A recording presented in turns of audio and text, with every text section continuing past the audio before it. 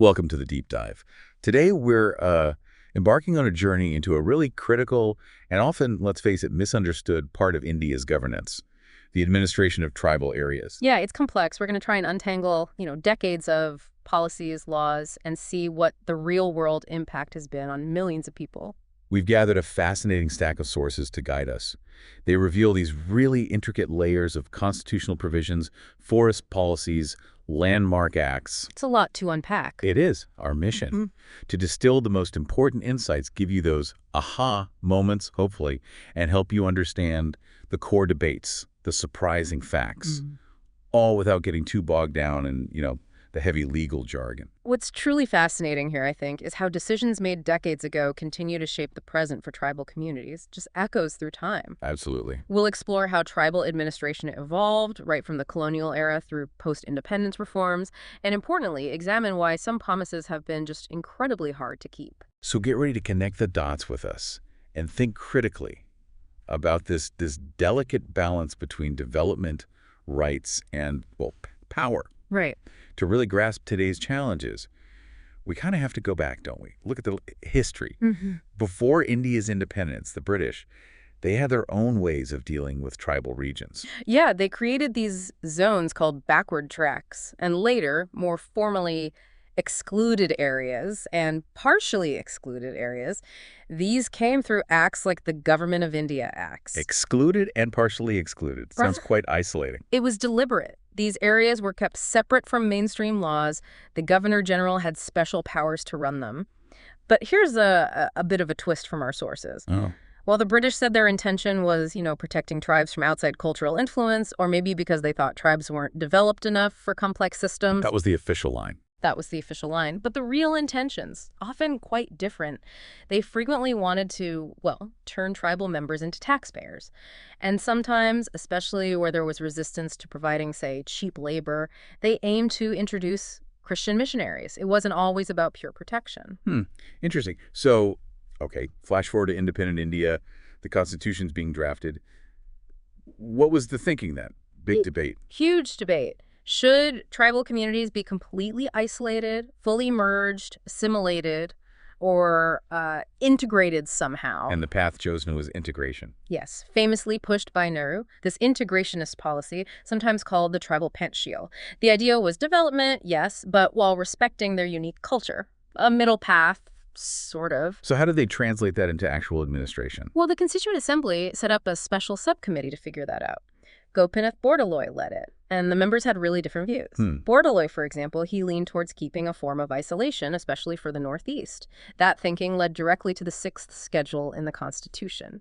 Okay, but then you had others, like A.V. Thakur Bappa, who argued more for assimilation, particularly in central India. And his ideas, they heavily influenced the 5th schedule. So it's almost like the new India carried forward bits of the old colonial policy, just with new names. The excluded areas became scheduled areas. Largely, yes. And it's interesting, the Constitution itself, Article 244, it doesn't actually define a scheduled area. Really? No definition? Nope. It just gives the president the power to declare an area as scheduled after consulting with the state governor. So how do they decide then? What makes an area scheduled? That's the tricky part. The DBAR Commission, way back, gave 4 main criteria, but they're, quite subjective. Let me guess. Large tribal population. That's one. Also, a compact and reasonable size, whatever reasonable means. And then the area being economically underdeveloped and the people having a poor economic standard. You can see how applying those consistently would be tough. Very subjective. Exactly. Later commissions tried to get states to define clearer rules, like maybe a specific percentage for tribal population, or metrics for backwardness, like female illiteracy or access to water. That worked. Not really. It mostly remained quite subjective. And today, these 5th schedule areas, they cover parts of 10 states, mostly in central and western India. Okay, let's dig into that 5th schedule then. What does it actually do? Its main mechanism is the Tribal Advisory Council, or TAC. It's set up in these areas to advise the governor on tribal welfare issues. Who's on this council? Typically up to 20 members. Crucially, 3/4 of them have to be scheduled tribe representatives from the state legislature, so elected officials. Right. And interestingly, some states without 5th schedule areas, like West Bengal or Tamil Nadu, they also have TACs, Shows a wider recognition of the need, maybe. And the governor. They have special powers here under the fifth schedule. They do, quite significant ones. They have to submit an annual report to the president about how the scheduled areas are being administered. And that report can trigger action from the central government. Potentially, yes. The union government can issue directives to the state based on it. The governor can also, by public notification, say that certain state or central laws just won't apply in a scheduled area, or they'll apply with changes. Especially laws about sensitive things. Exactly, like land transfer, forests, money lending, mining licenses, things that directly impact tribal life. But there's a catch. Always a catch. They need to consult the TAC first and get the president's approval. Okay, so on paper, it seems like a solid system. Protections, advice, oversight. It looks good on paper, but this is where various committee reports, like the CACA committees, paint a very different picture of the reality. How so? What's the problem? Well, first, those annual reports, often late, haphazardly done, sometimes they look more like, a state government PR document than a real assessment. You mentioned an anecdote. Yeah, our sources mention one case where a governor's reports were apparently just copy-pasted for years. Dates unchanged sometimes. Just shows a lack of seriousness, doesn't it? Wow. Okay. What else? The governor's special powers. The power to use their own discretion. They often just don't use it. They just follow the state government's advice. Pretty much. They act on the advice of the State Council of Ministers, even though the Supreme Court has said they should use their own judgment in fifth schedule matters. So the power exists but isn't wielded. Exactly. Some scholars even call the governor Hanumanji, the mythological figure who forgot his own immense powers until reminded. That's quite a comparison. We saw this play out. In 2012, the Union tribal minister asked the Andhra Pradesh governor to cancel some mining deals harmful to tribes. What did the governor do? Passed it to the state ministers. Seriously. Only when the center issued a direct order did the governor finally act. It really shows how passive this role can become. Okay, so the governor's role is often weakened. What about the Tribal Advisory Council, the TAC? Often called a toothless tiger. Why toothless? Because it's purely advisory. No power to make sure its advice is actually followed. And its discussions. Often limited just to whatever the governor refers to it. They can't just decide to discuss something important themselves. So they can't set their own agenda? Not really. Plus, that remaining 1/4 of members, no clear rules on who they should be, often appointed by the governor based on state government suggestions. So you might end up with a council that just toes the state line. Doesn't sound like strong tribal representation then. Not always, no. It can dilute the voice of the elected ST members. So what's the fix? What did committees like CAGA recommend? Quite a few things. A big one. Make it like the sixth schedule. Laws should not apply in fifth schedule areas unless the governor approves them, based on TAC advice. That flips the default. Gives the TAC real teeth. Exactly. Also, restructure the TAC itself. Maybe 50% T-reps from the legislature, and crucially, maybe 15% elected directly from the Gram Panchayats, the village councils. Get that ground-level voice in. That makes sense. More direct democracy. And demand better reports from governors, timely, action-oriented, showing what was done about central directives, transparency. Any other ideas? Yeah, extending the fifth schedule to other states with significant tribal populations like Karnataka or Kerala, and empowering the TAC to take up issues suo motu on its own initiative. So they can be proactive. Right, and force the governor to publicly explain why they accepted, changed, or rejected TAC advice. Accountability. Okay, that gives us a good sense of the fifth schedule, the intent versus the reality. Now let's pivot to the sixth schedule. This is for the Northeast, right? Primarily, yes. Assam, Mizoram, Tripura, and Meghalaya have areas under the sixth schedule. But not all Northeast states. I'm thinking Arunachal, Nagaland. Good point. They're not under the sixth schedule because they have their own special status under Article 371 of the Constitution, which actually grants them similar, maybe even stronger, autonomous powers in some ways. Got it. So what's the core idea of the sixth schedule? What makes it different? The key difference is the creation of autonomous district councils, ADCs, and sometimes regional councils, or RCs, within those districts. And these councils have real power. Oh, yeah. Significant legislative, executive, and even judicial authority. Yeah. Much more than the tax. Legislative power, like making laws. Absolutely. They can make laws on a whole range of subjects vital to tribal life. Land use and transfer, forests, shifting cultivation water resources, marriage, divorce, inheritance, even choosing traditional chiefs. Plus, they can issue licenses and collect fees or tolls. Wow, that's extensive. And here's the kicker, financially. They have their own autonomous district fund and regional fund. Fees and tolls go in there.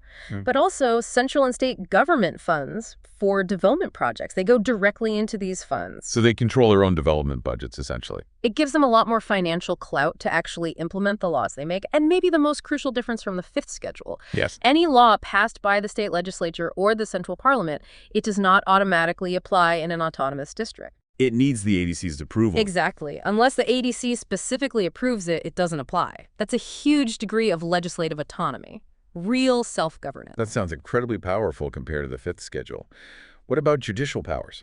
They have those too. Usually a two-tier system, village courts and district-level courts. They can handle disputes about marriage, property, even minor criminal cases. And they use local customs. Yes, that's what's fascinating. They can apply their traditional laws and customs when deciding cases. This is massive for preserving culture and ensuring justice feels relevant to the community. And district court decisions, generally final, reinforces that local authority. Okay, the sixth schedule sounds like a genuine framework for self-rule. Yeah. But I sense a but coming. Are there challenges here too? Oh, absolutely. Even with the stronger framework, things aren't perfect. Again, committees have pointed out issues. A big one is financial autonomy, despite those funds. How so? If they get funds directly. They still rely heavily on grants from the state or central government. And the money they raise themselves through tolls, often described as just peanuts, not enough for real independence. So they're still dependent. Largely, yes. And that dependency can be used as leverage. Sources mention Meghalaya struggling to pay teacher salaries because the state allegedly withheld funds meant for the ADC's fund. There's often a big gap between what's budgeted and what actually arrives. That undermines their power significantly. It does. Also, sometimes the size of the ADC area matters. In Mizoram, for example, only about 15% of the state is under ADCs. So they might not be seen as politically significant enough by the state government. What about oversight? Does the governor still have a role? Yes, the governor retains significant supervisory authority. They can annul or suspend any ADC resolution or law if they think it threatens national security or public order. So a check on their power. A major check. The governor can also launch inquiries, suspend ADCs, even dissolve them entirely. Suspension is capped at 12 months, but dissolving one. No fixed timeline for putting it back together. Creates instability. And conflicts between state laws and ADC laws. There's a provision that if there's a direct conflict, the state law usually wins. The Kaka Committee called this a bargaining tussle. ADCs might end up prioritizing staying on the good side of the state or central government, for funding or political survival, rather than pushing hard for their people's interests. A political balancing act. Definitely. And representation issues persist here too. Like the fifth schedule, no specific quota for women. These councils are heavily male-dominated. And minority tribes. Often left out. The majority tribe within an ADC area tends to capture most, if not all, the seats, so smaller tribal groups might feel unrepresented. So similar problems despite the stronger structure. What were the recommendations here? Similar themes. Bring ADCs under the State Finance Commission for more predictable, autonomous funding. If an ADC is dissolved, reconstitute it quickly, say, within 6 months. Fair enough. Reserve seats for women, maybe 1/6. Create specific provisions to ensure minority tribes get representation. And for true independence, let ADCs run their own elections through autonomous bodies, like the Election Commission model. Right, take it out of state control. Okay, so the fifth schedule was seen as weak, the sixth is stronger, but has issues. Was there an attempt to bridge that gap? Bring more power to the fifth schedule areas? Exactly. That criticism of the fifth schedule being a toothless tiger led to strong demands to give it more bite, maybe something closer to the sixth schedule's powers. And this led to? The formation of the Guria Committee. And based largely on their recommendations, Parliament passed the Panchayats Extension to Scheduled Areas Act in 1996. We usually just call it the PESA Act. PESA, okay, what did PESA do? It essentially took Part 9 of the Constitution, the part dealing with Panchayati Raj, or local self-governance, and specifically extended its principles to the fifth schedule areas. The goal was to make the Gram Sabhas, the village assemblers, into real bodies of self-governance. Empowering the village level directly. Precisely. It was seen as a really radical, empowering move at the time. What specific powers did PESA give these Gram Sabhas? Quite significant ones. Control over the use and transfer of land. control over local forest resources. So decisions about land and forests made locally. That was the idea. Also, power to regulate money lending, control the sale of intoxicants. Big issues in tribal areas. What about resources like minerals or forest produce? Yes, control over minor forest produce, things like tendu leaves, bamboo, honey, and crucially, the right to be consulted before any licenses were granted for mining minor minerals in their area, even a right to share in the royalties. So a real say in resource extraction. A real say and a potential share of the benefits. The bigger picture, the ultimate aim of PESA, was really profound. It was about preserving and protecting the traditional way of life. How so? It explicitly recognized the importance of continuing traditional political systems, their unique customs. Exactly. Odisha, for instance, apparently defined a village as needing 2,000 to 10,000 people. Many tribal settlements are much smaller than that, so they just weren't recognized as villages under the state's PESA rules. Meaning they didn't get the PESA powers. Correct. This forced smaller hamlets to merge into larger administrative units where they might lose their tribal majority status and therefore their control under PESA. A subtle but effective way to undermine the act. Wow. What else? Non-recognition of traditional leadership. PESA said traditional systems should continue, but often state governments wouldn't formally recognize traditional leaders. So who headed the Gram Sabhas then? Often it would be the elected sarpanch or up-sarpanch who might be affiliated with a political party, maybe more urban, maybe not connected to the tribe's specific customs or needs. A clear violation of PESA's spirit, you know. Undermining the very tradition it was meant to protect. And land acquisition. PESA required consultation. Mandatory consultation with the Gram Sabha for any land acquisition or displacement. But reports show their consent was frequently just overridden or ignored, or sometimes manipulated. Could you give an example? Sources mention the Polavaram Dam project in Andhra Pradesh, where allegedly only landowners were consulted, not the entire affected community. Or an Odisha mining project where officials actively discouraged Gram Sabhas from saying no. Discourage them. How? Pressure, maybe misinformation, making it difficult for them to exercise their right to refuse. And in Madhya Pradesh, there was a case involving the Mahan coal block, where a company apparently used a Kisan Mela, like a farmer fair, as a cover to get thousands of people to sign away their land rights, possibly without full understanding. That sounds incredibly coercive, almost like fraud. These instances really highlight the gap between the law's promise and the ground reality. But it's not all negative. PESA has had successes too. Like the Niyamgiri case. Exactly. The Niyamgiri Hills in Odisha, that's the textbook example, the Dongria Khanj tribe, they fiercely protested Vedanta's plans to mine bauxite on their sacred mountain. And the courts backed them. The Supreme Court did in 2013. It specifically upheld the Gram Sabha's authority under PESA to decide. And guess what? All 12 Gram Sabhas involved voted unanimously, no mining. Wow. So PESA, when used effectively, can be incredibly powerful. Absolutely. And that case also showed the power of indigenous knowledge, didn't it? The Dongria Khanj explained why the mountain was ecologically vital, how the bauxite acted like a sponge for water, feeding streams year-round, how mining would ruin everything. They made an ecological case based on traditional understanding. A compelling one. And the Supreme Court listened. It wasn't just about religious sentiment. It was about deep ecological wisdom. That's a fantastic point. Any other major issues with PESA implementation? Lack of coordination is a big one. You have multiple central ministries involved, Panchayati Raj, Tribal Affairs, Environment, and Forest, all dealing with overlapping issues in these areas. Sometimes they seem to work at cross purposes, causes confusion, conflict. So, recommendations for improving PESA. Similar themes again. Pretty much. Train and sensitize the bureaucracy, make them understand PESA and tribal perspectives.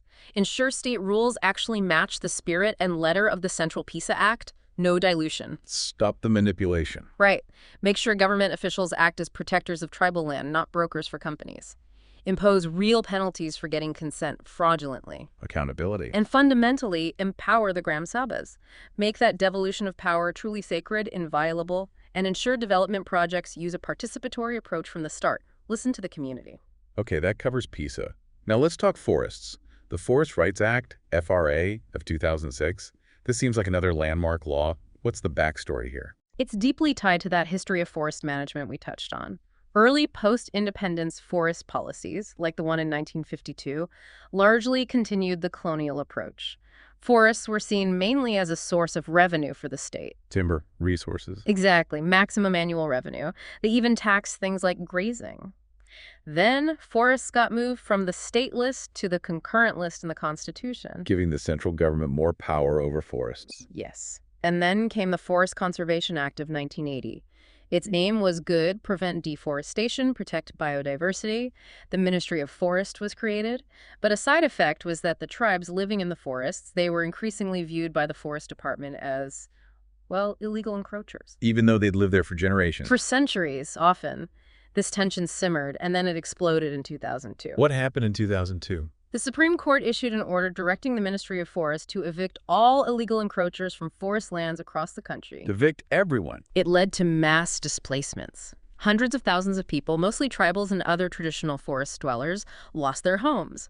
Reports mention villages being burned, people forcibly removed, particularly in states like Madhya Pradesh. It was brutal. I can only imagine the outcry. Huge protests erupted. NGOs like the Campaign for Survival and Dignity mobilized people.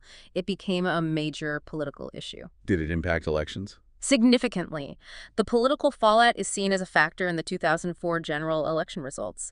The new government came in promising to address this massive injustice. And that led to the FRA. Yes. Finally, in 2006, Parliament passed the Scheduled Tribes and Other Traditional Forest Dwellers Recognition of Forest Rights Act, the FRA. And what was so revolutionary about it? It was a fundamental shift. It acknowledged the historical injustice done to forest dwellers. It recognized that tribes aren't encroachers, but are actually integral to the forest ecosystem's survival and sustainability. It aimed to correct past wrongs. What rights did it grant? Several key types. First, title rights. This is huge. Individuals or communities could claim legal ownership title to the forest land they had been cultivating or living on. How much land? And based on what proof? Up to 4 hectares per family. They had to prove they were cultivating the land before December 13, 2005, and had been living there primarily for generations, usually interpreted as 75 years for other traditional forest dwellers, or simply being a scheduled tribe in the area. And these titles prevent future displacement. They're inheritable, but importantly, non-transferable except through inheritance. This prevents tribal land being sold off easily, tackling land alienation. Okay, title rights. What else? Use rights. The right to access and use forest resources, grazing animals, collecting minor forest produce, MFP, things essential for their livelihood. Makes sense. Relief and rehabilitation rights. This gave the Gram Sabhas the power to identify and recommend resettlement for people who had been illegally evicted or displaced in the past before the act came into force. An attempt to undo past harm. Righting past wrongs. And forest management rights. This is crucial. It recognizes the community's right and authority to protect, manage, and conserve their traditional community forest resources. It acknowledges their role as stewards, not destroyers, of the forest. So a shift from state control to community management. That's the goal. And one more. Intellectual property rights related to traditional knowledge about biodiversity and forest ecosystems. Encouraging documentation, like with healers such as Lakshmi Kuti or the Traditional Knowledge Digital Library. Protecting that wisdom. Okay, a comprehensive set of rights. How are these rights claimed and recognized? What's the process? The FRA set up a 3-tier quasi-judicial system. It starts at the village level with the Gram Sabha. The Gram Sabha again. Central role. Absolutely central. The Gram Sabha, often assisted by a forest rights committee, which must have at least 1/3 women members, receives and verifies claims. Then where do the claims go? They go up to a subdivisional level committee, SDLC, and then finally to a district level committee, DLC, for approval. Both these committees also have officials and elected representatives. And has it worked? Have rights been granted? The numbers are significant. As of late 2024, sources say over 5 million claims had been filed across the country, and about 2.5 million titles, both individual and community, had been distributed, covering over 19 million hectares of forest land. That's a huge amount of land formally recognized. It is, but the FRA has been maybe one of the most contested laws in recent Indian history. Contested. By whom? Fierce resistance came from parts of the forest bureaucracy, obviously reluctant to give up control, and also from some environmental and wildlife conservation groups. Why wildlife groups? They feared that granting rights would lead to increased deforestation and encroachment, harming wildlife habitats. There were legal challenges against the act itself, arguing it was unconstitutional, though the Supreme Court upheld its validity. So implementation has been tough. What are the main problems? Again, the CUCA Committee and others highlight several key issues. One is the exclusion of non-STs. But the Act's title includes other traditional forest dwellers. It does, but in practice, officials often reject claims if the applicants aren't formally listed as scheduled tribes, even if they meet the 75-year residency criteria. This particularly affects vulnerable groups, sometimes even PBTGs who might not be correctly listed everywhere. So bureaucratic hurdles again. Gig time. Yeah. Another huge issue is community forest rights, CFRs. These recognize the community's right over larger customary forest areas. But officials often prioritize individual claims and are very reluctant to recognize CFRs, even when communities have clear proof and legal standing. Why the reluctance? Is it about control again? Largely, yes. Recognizing a CFR means handing over management authority of a significant forest patch to the Gram Sabha, diminishing the forest department's role. There's bureaucratic resistance. They sometimes demand impossible proofs, like ridiculously fine receipts or penalty slips from decades ago, records that simply don't exist. Setting people up to fail. It feels like it sometimes, and there's a real lack of accountability and transparency. No fixed timelines for processing claims, and crucially, when claims are rejected, often no reason is given. How can people appeal or fix their application if they don't know why it was rejected? Exactly. It makes the whole process opaque and difficult. The Supreme Court had to step in again in 2019 because millions of rejections had happened without proper process or explanation. What about women's rights under FRA? You mentioned the committee needing women. The law mandates joint titles for married couples. But in reality, most titles are still issued only in the man's name. That 1/3 quota for women on forest rights committees, often violated, or women are just there as proxies for male relatives. Plus, lack of awareness, especially among women, means they often don't attend or participate actively in Gram Sabha meetings where these crucial decisions are made. So the gender aspect is often overlooked. Deeply overlooked. And finally, minor forest produce MFP rights. The right to collect and sell MFP is vital for livelihoods, but states sometimes play games with the definition of MFP. Like how? Classifying economically valuable things as not minor. The classic example was bamboo. For years, many states called it a tree, not MFP, denying tribal rights. Even though botanically it's a grass. Precisely. It took a central government clarification and amendments to finally force states to recognize bamboo as MFP, restoring those rights. But similar issues pop up with things like honey or certain leaves. Control over valuable resources is contested. Okay, so FRA, like PESA, great potential, but plagued by implementation issues. Recommendations for improvement. Strengthen the whole system, prevent wrongful exclusions, ensure accountability for officials, a key one. Forest bureaucracy should have no role in verifying or deciding claims. Their conflict of interest is too high. Keep them out of the decision process. Yes, give community forest rights equal priority to individual rights. They are crucial for conservation and livelihoods. Empower women, properly insist on joint titles, ensure real participation in committees. And the MFP issue. Grant full ownership rights over MFP to individuals and Gram Sabhas, and establish minimum support prices, MSP for MFPs, so communities get a fair price and aren't exploited by traders. These recommendations seem practical. Have we seen FRA used successfully, despite the challenges like the PESA example? Absolutely. The Lohandiguda struggle in Bastar at Chhattisgarh is a powerful example. A huge Tata steel plant was proposed on tribal land there. What happened? Years of protest, led by groups like the Chhattisgarh, Batao, and Dolan, using both PESA and FRA provisions. They highlighted the illegalities in land acquisition, the violation of forest rights, and they won. The plant was stopped. Stopped in 2016, and in 2018, the land acquired was actually returned to the original tribal owners, a massive victory. The leader, Alok Shukla, just received the Goldman Environmental Prize for this work. Incredible proof that these laws matter when people are organized. Exactly, and that same organization, using the same legal tools PESA and FRA, is now heavily involved in the fight to protect the Hasdeo Aran Forest, also in Chhattisgarh, from coal mining. It's called the Lungs of Chhattisgarh. So these struggles continue. They do. These examples really drive home the point.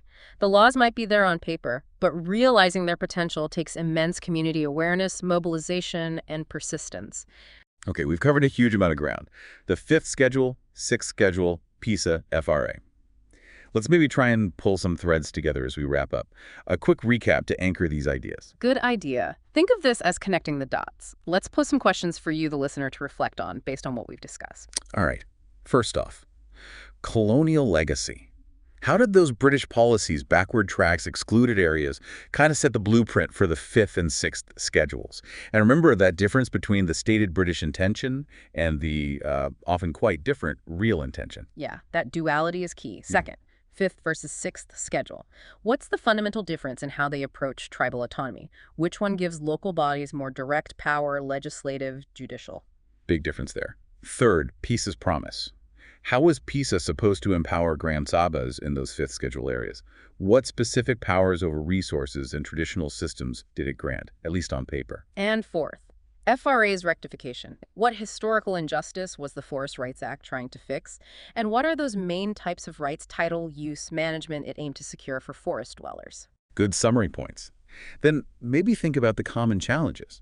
Despite these different laws, what problems keep popping up in implementation? Think about the role of bureaucracy, the fight for financial autonomy, issues of representation. Those persistent hurdles. And finally, the power of community. Remember Niamgiri, Lohandeguda. What do those success stories tell us about the real impact these acts can have when communities are aware, organized, and empowered to use them? It's really clear, isn't it? Tribal administration in India is this incredibly dynamic, complex, constantly evolving field. You've got progressive laws on one side, but these persistent, deep-rooted implementation challenges on the other. Yeah, the journey from that colonial-era isolation towards policies aiming for self-governance, it's been long and bumpy.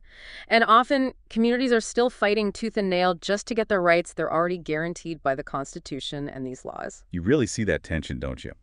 Between national development agendas building dams, mines, industries, and the absolute need to protect local autonomy, tribal rights, traditional ways of life. It underscores that real empowerment isn't just about passing laws. It needs genuine political will. It needs sensitive administration bureaucracy that understands and respects these rights.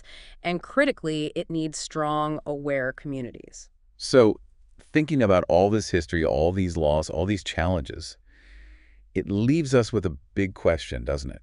Given how tangled historical policies are with today's problems, what further steps do you think are truly needed? What's the next move for tribal communities to actually achieve full self-determination and protect their unique ways of life in the face of modern pressures? That's definitely something to ponder. Join